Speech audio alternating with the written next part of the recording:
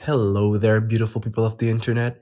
I am the Soul Man, and today we'll be talking about Attack on Titan, chapter 136.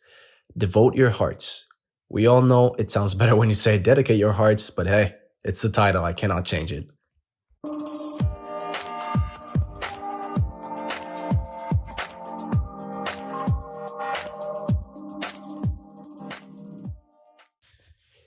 This chapter was really different in tone to last chapter.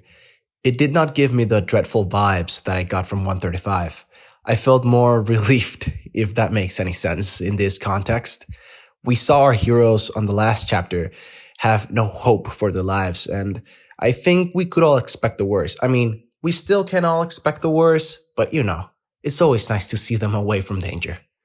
But yeah, this chapter really gave more hope than not, and I do think it's a step in the right direction when it comes to the outcome of the lives of our heroes. Let's get right into it then. So we started with the huge zoom out of what the battlefield looks like. We have Eren in his huge spinal titan form, followed by the colossal titans. And we can see all the steam running around, but most importantly, we can see the Falco train flying around. Now, I think this is a very cool sight to see as we get a different perspective of what Attack on Titan can become and has become.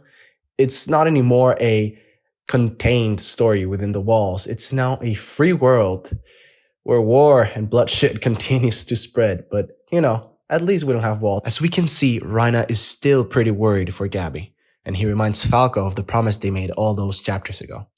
Now, I think that this is great foreshadowing, or not so much foreshadowing, but more so Gabby's gonna make it through the end of the story. That's what I think, at least. I do think that Falco and Gabby will see the light of day when, everything comes to a close. But without a side, we see that Annie is also worried about a certain someone, Armin. This is beautiful for me, guys. This is pretty beautiful. Not because I like to see romance within Attack on Titan where there seems to be none, but because I do like the fact that this seems like a very natural relationship, Although from Armin's side, it does seem that his feelings stem from having devoured Bertold and have now his memories.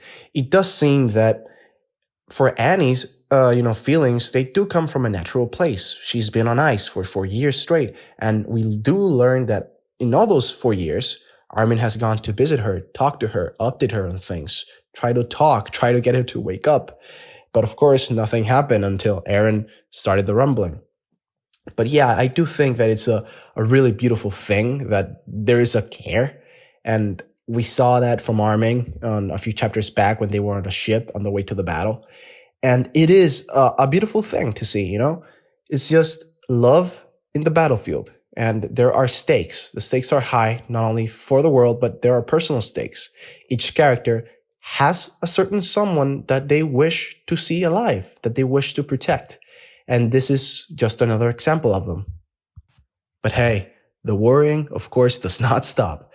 So Peak is still a major concern. So Levi has now to step up to his captain role, and he assigns two different teams. One to secure Armin, and the other one to go to the Nape and see how Peak is doing.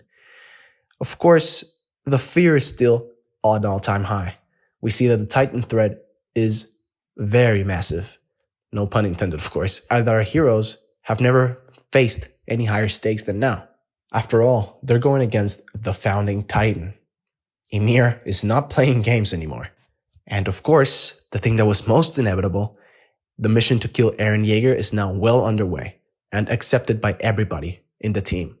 Behold, as we have Mikasa on the same page as the topic of killing Eren, then yeah, things are pretty bad.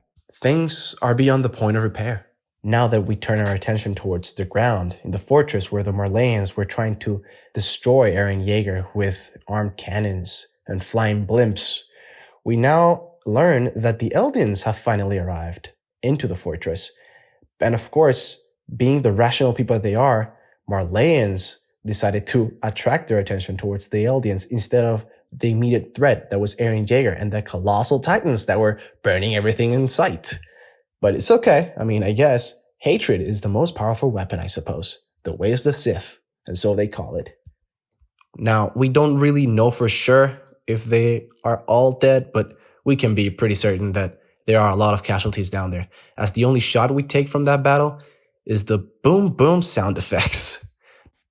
But again, matters not, as we now turn our attention towards Falco, and we get a little sneak peek of his abilities. Or well, maybe his whole ability is that he can fly, but I guess we can see that he has like a little turbo mode, and yeah, he does go full speed into that spinal. And we do see some old Titans shooting at them. It does seem like a variation of the Warhammer Titan. They do be packing some heat. The two designated teams jump off to go carry out their missions. We learn that the team of Mikasa must capture the Pig Titan. Yes, you heard me right, the Pig Titan. They have another name for it, but to me it's the Pig Titan. Yeah, that's the name for it. This is a pretty cool thing to see, Mikasa and Annie finally being on the same page after all the infighting that they had throughout the first season. And of course, we never saw Annie again until, these last few chapters. Or well, it's been so long, I don't even remember my name. Jean, Reiner, and of course, they're going after Peak. Now, we do see Peak go. She demonstrates that the Heart Titan is not only for our jobs. Peak is actually pretty damn powerful. Couple that with the fact that she has amazing endurance and the fact that the Heart Titan can last about 2 months. I don't know how much energy she has stored up as she had been transformed previously, but it does seem like she does have a lot of fuel left. This next few panels right here were really, really smart from the part of Isayama, as we get a bit of hope as a reader and of course, as for the characters, but we also get a bit of despair. We do learn that Peak has a lot of fighting force, that of course puts Jin to a bit of rest. But then we learn that there are a million freaking Titans fighting on the spine. There are a lot of enemies. Who knows how many Titan Sisters have existed throughout the ages since the death of Ymir? Who knows how many variants there are?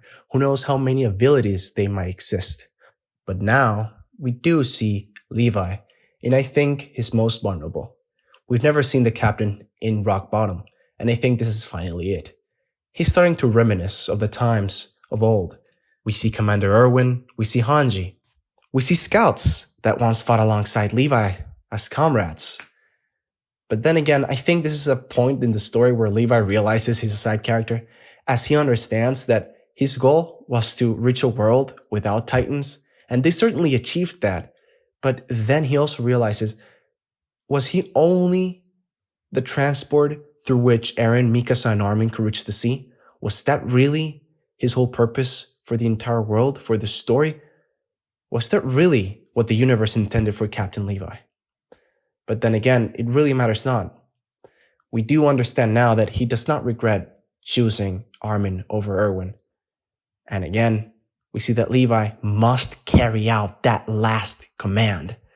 Commander Erwin did not go without any last requests. We know that the Beast Titan is the target for Captain Levi, but the question remains, can he actually do it? Can he beat Zeke? Can he actually find him? Can he actually survive long enough to see him? Questions, so many questions, so little answers. We finally get to see that sweet, sweet team up of Mikasa with Annie, the top-ranked cadets from the 104th. Really, a really beautiful moment. Now, we do see a bit of teamwork as Mikasa stitches her and Annie sends her flying all the way towards the Titan that they need to catch. They gotta stop the Pig Titan because it looks like it's gonna get to Bertolt. And once he does, who knows what is going to happen. He is a very aggressive boy. Worry not, it looks like Mikasa is going to get to it at some point or another. We now jump to what seems to be the magic hentai world where Armin is located. It does seem to be that he is in a dreamlike state. He does have his body right in front of him after all. But in this panel, it does seem like he is a bit desperate. He admits to hating himself because he quote-unquote is useless, which of course we all know it's a lie. And not only that, we do see that Armin is actually in the coordinate Now, how did this happen? Well, remains to be seen, but he is right now in the coordinate. One thing that we do see, however, once we find out he's in the coordinate, is that our man is really not useless. He is already thinking of a plan on how to use the sand. That is going to come into play in the next chapter without a shadow of a doubt. We'll see Armin making up a huge plan again, as he always does. Hopefully, this time he doesn't get burned to death. But hey, surprise, surprise, Armin is not alone. Seek is actually making him company in the hentai world. What are you doing here, Seek? Asks little Armin. But Seek only replies with, hey, Aaron's friend does seem to be a bit vague. To us, the viewer at least. He only says, so, Emir ate you too. And with that, chapter 136 comes to a close. It does seem like things are gonna ramp up, don't they? You know, every chapter ends with that feeling, but this one in particular, it struck me differently. You know, having Armin within the coordinate, having Seek play with the sand. Yes, I know, it looks like I'm obsessed with the sand. I do have my theories on how the story will end, and possibly how the further events of the story will play out, but I'll save that for a future video. Keep an eye out for it. So yes, with this, I finished my chapter review and my thoughts. So, what do you think is gonna happen? Do you think that Emir is gonna kill everyone? Do you think our heroes will find some way to defeat the villains? That's the question, right? Are they actually villains? Do you think that Oyankopon is gonna wake up at any time soon? Perhaps he is the answer. Or maybe you think that Zeke and Armin are just gonna build a big-ass sandcastle. Well, we'll certainly find out soon enough, won't we? Well, soon enough in February, but we'll find out soon enough nonetheless. Well, thank you guys for watching the entire video. If you did, if you did not, you wouldn't be hearing this, but it's fine. Leave a like, share, subscribe, do whatever you want, really. And I'll see you guys on the next one. Much love, stay safe, and goodbye.